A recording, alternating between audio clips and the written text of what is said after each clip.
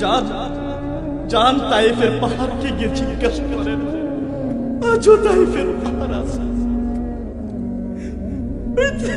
পাহাড় আজও আপনাকে বলবেন আল্লাহ রসুল রক্তাক্ত হয়েছিলেন। আজও তাইফের পাহাড় সাক্ষী, আজও তাইফের পাহাড়টা সাক্ষী। যান আপনি উহুদের পাহাড়কে গিয়ে জিজ্ঞাসা করেন। উহুদের পাহাড় বলবে, উহুদের পাহাড় বলবে আল্লাহ রসুল এখানে রক্তাক্ত হয়েছে। উহুদের পাহাড় বলবে রসুলের দাঁত মুবারক শহীদ হয়েছে। উহুদ পাহাড় বলবে আপনাকে এখানে আল্লাহ রসুল আহত হয়েছে।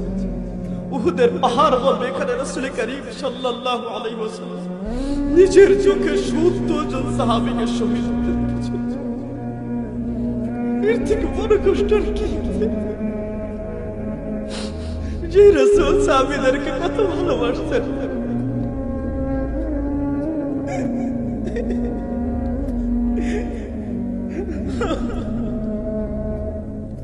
রাসূলের সাথে 70 জন সাহাবী শহীদ হওয়া যেন যেন মনে করেছেন এগুলা গাল গল্প না বন্ধু, এগুলা গাল গল্প না।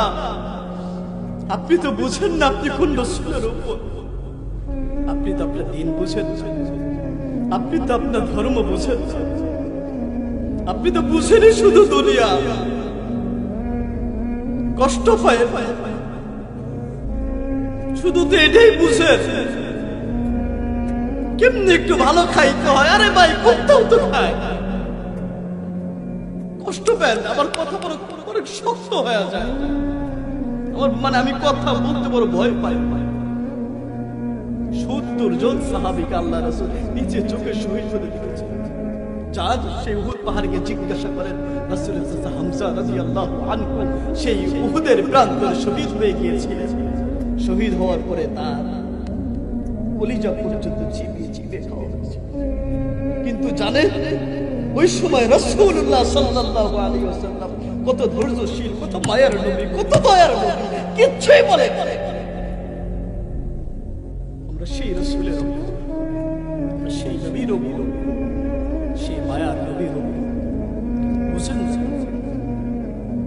খালি তো বুঝেন, খালি একটা কথাই বুঝেন, হুজুর আমরা কিছু জানি না।